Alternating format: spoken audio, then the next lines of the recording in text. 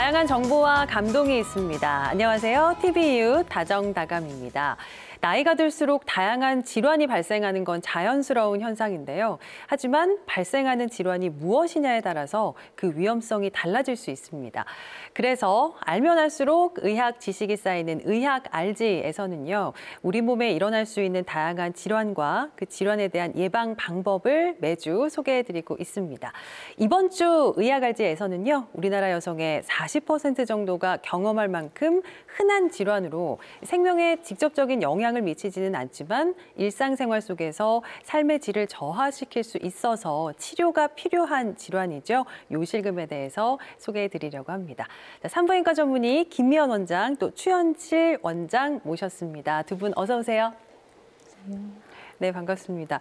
앞서서 요실금에 대해서 설명할 때 제가 말씀을 드렸었는데 여성의 40%가 겪고 있는 질환이라고 하더라고요.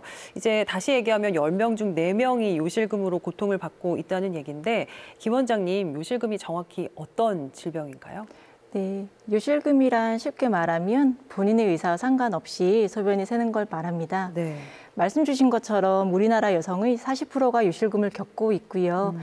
남자분의 경우도 6%가 겪고 있는 질환입니다. 예, 내 의지와 상관없이 이제 그런 상황이 벌어진다고 하면 정말 당황스러울 것 같은데요.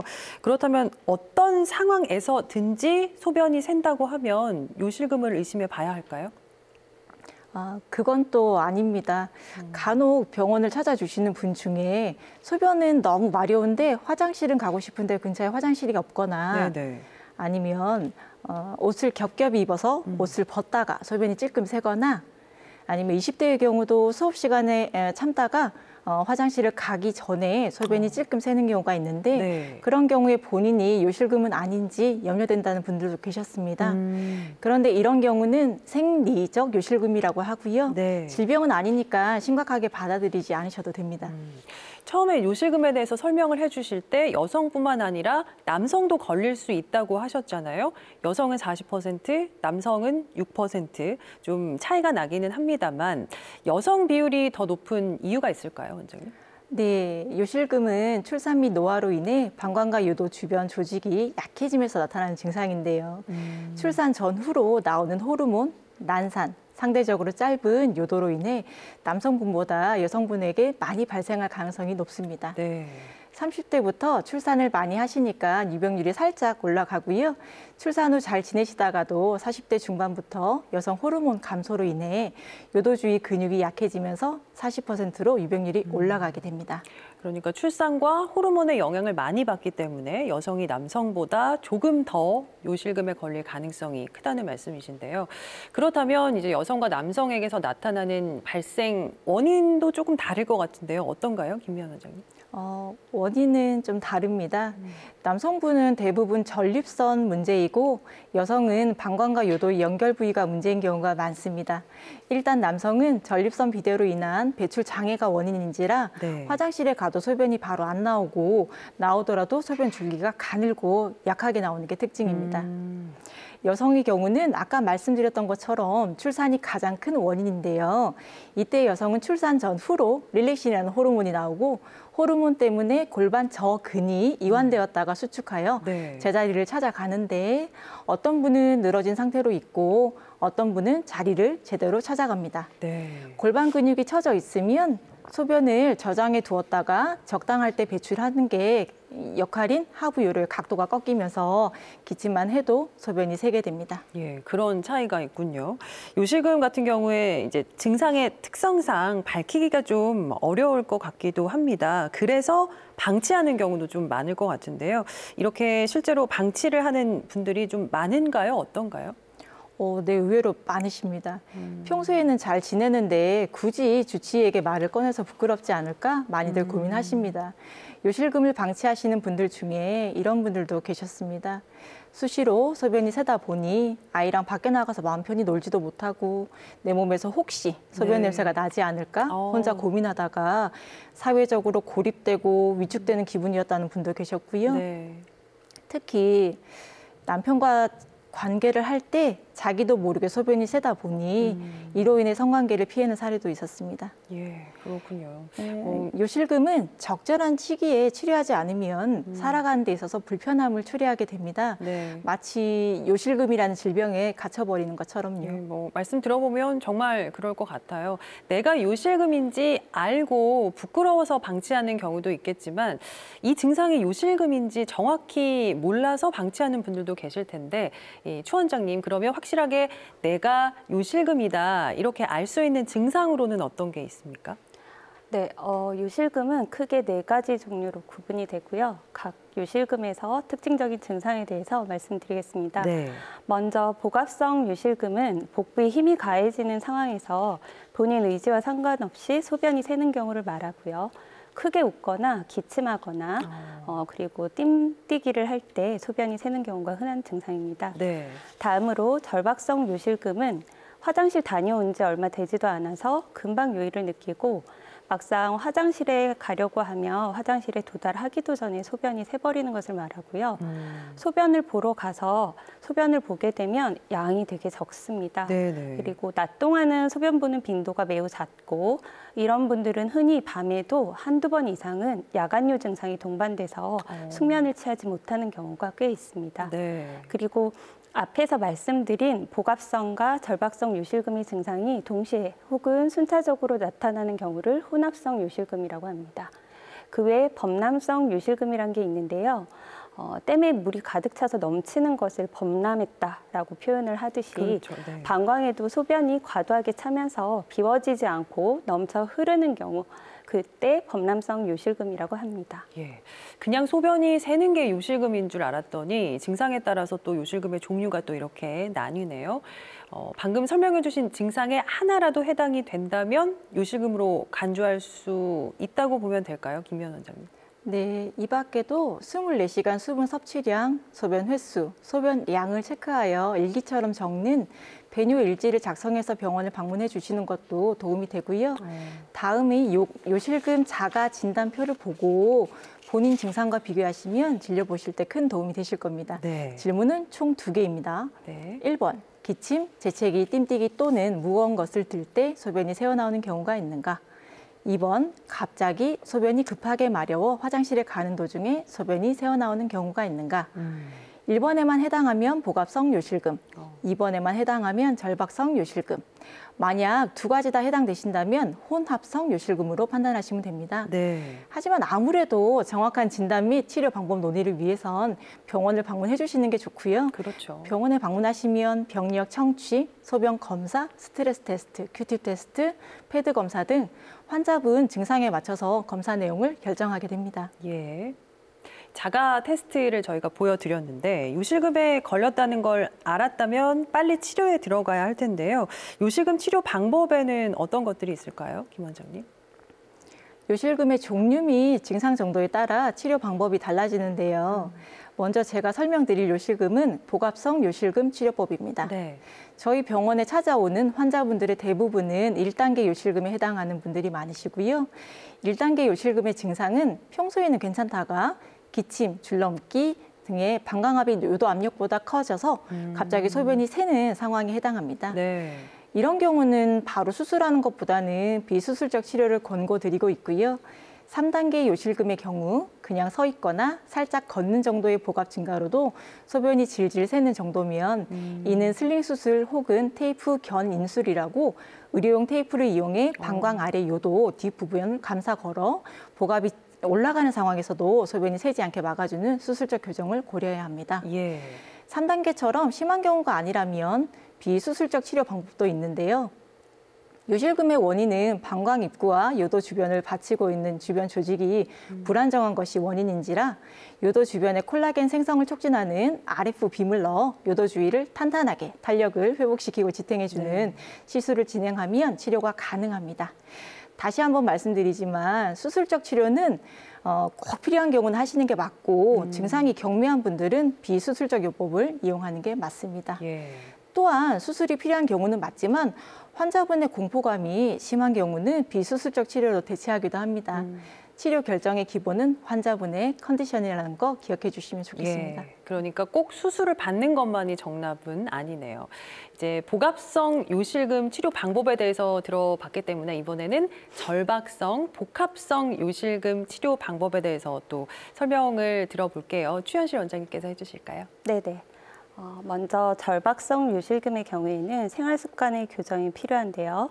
본인이 드시고 있는 약물 중에서 혹시 요실금을 유발할 만한 약물이 있다고 한다면 예를 들어서 신경정신과에서 사용하는 중추신경계 작용제나 항우울제 그리고 수면제 같은 경우에 요실금을 유발하거나 악화시킬 수 있기 때문에 주치의와 상의해서 약 용량을 조절할 필요가 있겠고요.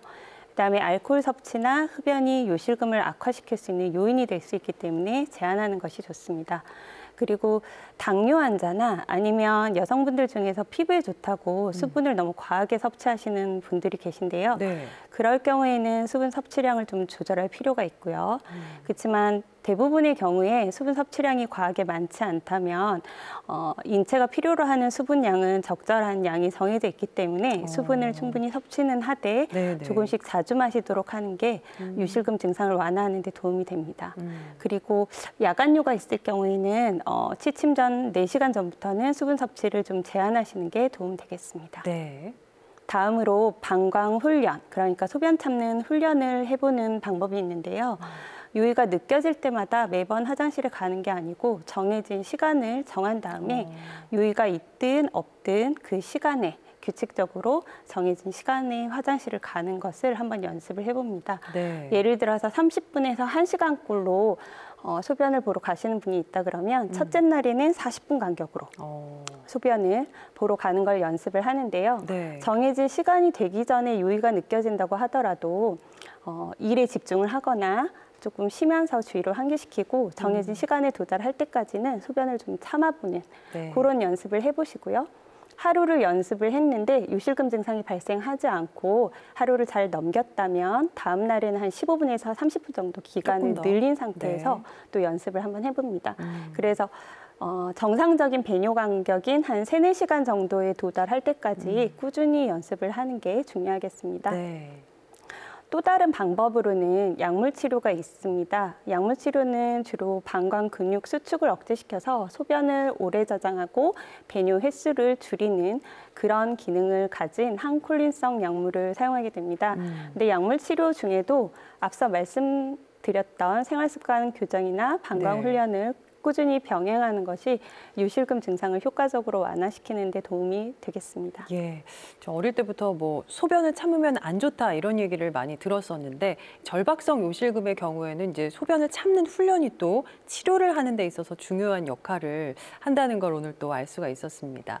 자, 혼합성 요실금과 범람성 요실금에 대해서도 좀 알아볼까요, 추 원장님? 네네. 혼합성 요실금의 경우에는 복합성 요실금, 절박성 요실금 두 가지가 혼재되어 있는 양상이고요. 두 가지 증상이 동시에 혹은 순차적으로 나타나기 때문에 동시에 치료할 수도 있고 증상의 중한 정도를 따라서 순차적으로 치료할 수도 있습니다. 네. 그리고 범람성 요실금일 경우에는 원인이 크게 두 가지로 나눠지고요. 첫 번째로는 방광 출구 폐쇄로 인해서 방광이 늘어날 대로 늘어난 상태에서 소변이 넘쳐서 새는 경우가 있고요. 두 번째로는 방광을 비워내는 배뇨근의 힘이 약해서 방광을 충분히 다 짜내지 못해서 그렇게 생기는 요실금이 있습니다. 네. 그래서 원인에 따라서 치료 방법도 달라지는데요. 방광 출구 폐쇄의 경우에는 산부인과적으로는 골반 장기 탈출증이나 자궁근종, 성근증 등이 원인이 될 수 있겠고요. 그다음에 비뇨기과에서는 요도 협착이나 요도 종양 등이 원인이 될 수 있겠습니다. 따라서 각 원인에 대한 치료가 먼저 이루어져야 할 것 같고요.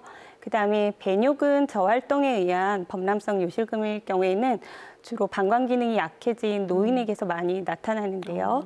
이때는 약물 치료를 해야 되고 또 척수 손상 등으로 인해서 배뇨근의 수축력이 마비된 경우에는 간헐적으로 요도에 카테터를 넣어서 인위적으로 배뇨를 시켜줘야 합니다. 네. 이제 요실금 증상에 따라서 치료법이 정말 다양하네요. 그러면 혹시 요실금을 제때 치료를 안 하고 방치를 했을 때 또 다른 합병증으로 이어질 가능성도 있을까요, 원장님? 네네. 합병증뿐만이 아니고 심리적인 위축이 오게 되거든요. 예. 그래서 소변 보는 횟수가 상당히 많고 또 소변 보러 가면서 소변이 새기까지 하는 경우는 옷을 자꾸 버리게 됨으로써 네. 일상생활에도 제약이 오고 또 사회생활 하는데도 많이 위축이 오게 됩니다. 그리고 방광 수축력이 약해서 소변을 충분히 다 짜내지 못하는 경우에 요저류가 발생하면서 방광 감염에 노출될 위험이 증가하겠고요. 그다음에 앞서 말씀드렸듯이 범람성 요실금 같은 경우 방광 출구 폐색에 의한 범람성 요실금은 산부인과적인 종양이나 비뇨기계 종양에 의해서 요출구가 폐쇄되면서 생기는 경우가 있기 때문에 진단과 치료를 미루게 된다면 기존 질환에 대한 진단도 놓치게 되고 또 요실금 자체에 대한 제대로 된 진단과 치료도 받지 못하는 경우가 생기겠습니다. 네, 역시나 아프면 병으로 번지기 전에 또 제대로 된 진단이나 치료를 받아보는 게 좋을 것 같다라는 생각을 했습니다. 요실금의 치료 방법에 대해서 알아봤기 때문에 이번에는 요실금에 관한 오해와 진실 이어보겠습니다. 자, 오늘도 역시 판넬로 준비했는데요. 자, 첫 번째입니다. 요실금은 유전이다. 네, 지금까지 출산이나 호르몬 문제로 인해서 요실금이 발생할 가능성이 높다고 설명을 해 주셨거든요. 요실금이 유전될 가능성도 있을까요? 네, 정답은 O입니다. 네. 그래서 특히나 절박성 요실금의 경우에 일부 유전력이 있는데요. 쌍둥이 연구에서 35%에서 55% 정도의 유전력을 보였고 엄마나 자매가 요실금일 경우에는 본인도 요실금을 겪을 가능성이 좀 더 높습니다. 네, 요실금도 유전이 될 수 있다고 하니까 좀 몰랐던 사실이거든요. 많은 분들이 오늘 처음 또 접하셨을 것 같습니다. 자, 두 번째 오해와 진실 보겠습니다. 자, 출산을 하면 무조건 요실금에 걸린다. 출산으로 인해서 요실금 유병률이 높다고 말씀을 해주셨는데 무조건이 들어있어서 조금 의심이 되거든요. 어떤가요, 원장님? 정답은 X입니다. 네. 논문에 따르면 임신을 하지 않은 여성, 제왕절개로 출산한 여성, 자연분만으로 출산한 여성의 복합성 요실금 빈도는 4.7, 6.9, 12.2%로 나타납니다. 네. 그렇기 때문에 무조건 요실금에 걸리는 것은 아니고요. 다만 출산은 분만과 제왕절개가 있는데 제왕절개를 한 경우도 미출산 환자보다 1.5배 유병률이 올라가게 됩니다. 아까 말씀드린 릴렉신의 영향도 있고 10개월 동안 아이 머리가 누르면서 골반 저근이 만성적으로 이완된 것도 원인이 되기 때문입니다. 그러니까 출산 방법에 따라 달라지지만 출산을 한다고 해서 무조건 요실금에 걸리는 건 아니다라는 말씀이시군요. 자, 그러면 이제 마지막 세 번째 오해와 진실입니다. 부인과 수술을 하면 요실금이 호전된다라는 말이 있는데요. 추현시 원장님 어떤가요? 네. 이 부분은 일부 맞습니다. 맞기도 하지만 틀리기도 하다. 네. 네. 그래서 요실금의 원인이 산부인과적인 요인에 의해서 유발된 게 맞다면 산부인과적인 문제를 해결하고 나면 완화가 될 것인데요. 네. 예를 들면 좀 더 자세히 설명을 드리면 자궁과 방광은 앞뒤로 이렇게 인접해 있는 장기거든요. 그래서 산부인과 초음파에서 만약에 자궁 근종이나 성근증 등의 혹을 발견을 했다면 그 혹 사이즈나 위치에 따라서 만약에 사이즈가 어느 정도 크고 위치가 자궁 앞쪽에 위치해 있어서 이렇게 방광을 누르는 방광의 출구를 누르는 위치에 있다면 네. 방광 출구 폐색에 의한 범람성 요실금이 발생할 수 있겠고요. 또 상당히 큰 혹이 자궁에 있을 경우에는 그 혹으로 인해서 복부 압력이 증가되는 상황이 좀 더 악화될 수가 있습니다. 네. 그래서 경한 복합성 요실금을 가진 환자가 있었다면 이 혹에 의해서 증상이 좀 더 악화되는 그런 경향을 띠게 될 수 있습니다. 그래서 이러한 경우에는 산부인과에서 자궁 근종이나 성근증 등의 혹을 해결한 이후에 증상이 완화될 수 있겠습니다. 네, 요실금의 원인에 따라서 부인과 수술 이후에 호전되는 경우도 있을 수가 있겠군요. 자, 오늘 저희가 요실금에 대해서 다룬다고 예고를 해드렸더니 다정다감으로도 시청자 여러분들의 다양한 궁금증이 도착을 했습니다. 한번 사연으로 만나보도록 할게요. 세종에 거주 중인 40대 여성입니다. 저는 걸리지 않을 거라고 생각했는데 얼마 전부터 요실금 증상이 나타나기 시작했습니다. 가족이나 지인에게 알리기가 부끄러워서 인터넷으로 요실금 증상만 검색해 보고 있었는데 평생 이렇게 살 수는 없을 것 같아서 병원에 가보려고요. 그런데 산부인과를 가야 되는 건지 비뇨기과를 가야 되는 건지 모르겠습니다. 어디로 가야 할까요? 하셨는데요. 산부인과에서도 비뇨기과에서도 요실금 치료가 가능하다고 하니까 이런 고민이 생길 수밖에 없을 것 같은데 김 원장님 어떻게 하는 게 좋을 것 같으세요? 네. 많이 주시는 질문 중에 하나세요. 네. 맨 처음에 우리나라에 슬림 수술이 도입됐을 때 산부인과, 비뇨기과 선생 모두 공부를 시작하였습니다. 산부인과 내에서도 근종 수술하는 분, 산모 보는 분, 불임 보는 분으로 나눠져 있고 네. 비뇨기과도 결석 치료 위주로 하는 분, 요실금 수술하는 분, 방광암 수술하는 파트가 나눠져 있습니다. 이 슬림 수술 시 사용하는 의료용 테이프 길이가 일정하게 정해져 있는 게 아닌지라 주치의 경험치에 의존하다 보니 산부인과냐 비뇨기과냐 아주 중요하긴 하지만 네. 해당 주치의가 요실금 수술을 전문적으로 공부하셨는지 해당 수술을 많이 경험해 봤는지가 중요합니다. 그렇겠죠. 수술은 너무 당겨놓으면 변효를 못하고 너무 느슨하게 하면 개선 효과가 없기 때문에 어느 과이건 요실금 수술 전문의를 찾아서 치료하시면 큰 불편함이 없으실 겁니다. 예. 여성분이면 산부인과 주치의에게 먼저 상담을 해보시는 게 좋을 것 같습니다. 아무래도. 네. 예. 복압이 증가할 만한 근종 유무라든지 방광염과의 감별을 위한 소변 검사를 먼저 시행하고 요실금 치료만 하면 되는지 결정을 하시는 게 유리하세요. 예. 그러니까 본인이 현재 어떤 상태인지 한번 점검을 해보고 맞는 병원에 방문해 보시는 게 좋을 것 같습니다. 자, 다음 사연입니다. 이번에는 고출산을 앞둔 30대 여성이라고 소개를 해주셨는데요. 출산 후 겪게 되는 질환을 찾아보다가 요실금에 대해서 알게 됐습니다. 저도 곧 출산을 앞두고 있어서 걱정이 되더라고요. 치료하면 되겠지만 혹시 요실금을 예방하기 위해서 출산 후 바로 치료하는 방법이 있을까요? 하셨거든요. 출산 후에 요실금 유병률이 높아진다고 하니까 걱정이 되실 수밖에 없을 것 같은데 바로 치료할 수 있는 방법이 있을까요, 원장님? 안타깝게도 출산 후 바로 치료하는 방법은 없습니다. 긴 임신 과정을 거치고 출산 이후에 경미한 요실금 증상은 흔히 경험할 수 있는데요. 네. 이러한 증상이 출산 이후에 서서히 회복되는지 지속되거나 악화되는지에 대해서는 출산 후 회복 기간을 충분히 가지면서 지켜보셔야 할 것 같습니다. 예. 자궁이 복구되고 방광 기능이 회복되는 기간이 짧게는 2달, 그리고 몸 전체가 임신 전의 몸 컨디션으로 완전히 회복되기까지 길게는 3개월에서 6개월 정도 봅니다. 그래서 요실금 증상뿐만 아니고 출산 후에는 골반 저근이 전반적으로 좀 약해져 있고 그다음에 질도 좀 이완돼 있는 상황이 많기 때문에 네. 요실금 증상을 겪으시는 분들은 출산 후 재개한 성생활에도 조금 불편함을 겪는 분들이 많이 있으십니다. 그래서 시간이 지나면서 증상이 호전되는지 여부를 보시고 증상 호전이 없거나 상담이 필요하실 경우에는 찾아주시면 되겠습니다. 그렇군요. 그러면 어떻게 보면 가장 중요하다고 할 수 있는 요실금 예방하는 방법 어떤 게 있을까요? 여러 가지 방법이 있는데요. 제일 잘 알려졌고 또 효과도 높다고 알려져 있는 것이 바로 케겔 운동입니다.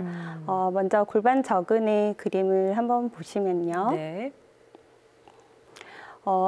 보시다시피 골반 저근이라는 거는 골반의 가장 아랫부분의 근육들을 이 골반 저근이라고 하는데요. 이 골반 저근은 요도와 질, 항문을 겹겹이 이렇게 쌓아서 골반을 안정적으로 지탱해주는 그런 근육입니다. 케겔 운동은 이러한 골반 저근의 수축력을 네. 회복하고 강화시켜주는 운동으로 보통 요실금 증상을 완화시키고 좀 더 호전시키기 위해서 많이들 하는 운동이긴 한데 이 해부학적인 모양에서 봤듯이 케겔 운동을 하게 되면 질의 수축력도 회복할 수 있고요. 네. 그다음에 항문 질환도 경미한 경우에는 좀 예방하거나 완화시킬 수 있는 효과도 있습니다. 그러면 케겔 운동에 대해서 제가 좀 더 자세하게 설명을 드리면요. 네. 운동 방법은 서서 하는 방법도 있고 앉아서 하는 방법도 있고 저렇게 누워서 브릿지 자세처럼 하는 방법도 있습니다. 네네. 근데 중요한 거는 케겔 운동은 골반 저근의 수축만 가져야 되지 다른 겉으로 보이는 대근육의 운동을 유발해서는 안 되거든요. 예를 들어서 엉덩이나 허벅지나 다리 쪽 근육을 동원하지 않고 골반의 속근육, 골반 저근의 운동을 하는 건데요. 쉽지는 않겠는데요. 네네. 네. 그래서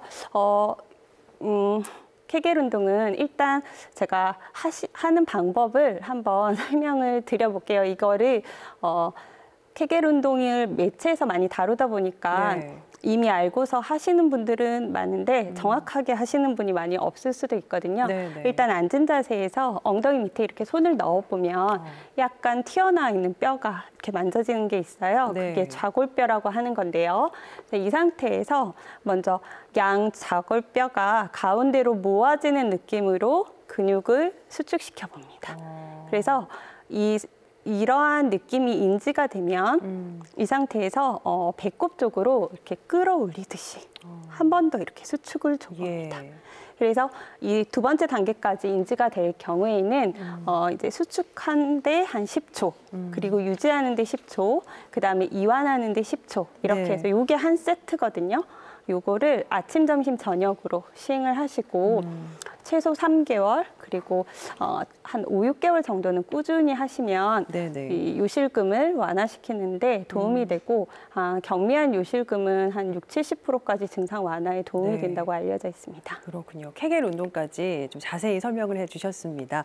자, 오늘 두 분 덕분에 요실금이 어떤 질환인지 그리고 어떻게 예방하면 좋을지에 대해서 자세히 배워보는 좋은 시간이었습니다. 두 분 함께해 주셔서 고맙습니다. 네, 다음 주 이 시간 의학 알지에서는요, 골다공증에 대해서 알아보도록 하겠습니다. 궁금하신 점 다정다감 홈페이지 시청자 게시판에 올려주시거나 또 아래 번호로 연락 주시면 저희가 궁금했던 부분 시원하게 답변해 드리도록 하겠습니다. 자, 오늘 저희가 준비한 소식은 여기까지입니다. 편안한 저녁 시간 보내세요. 고맙습니다.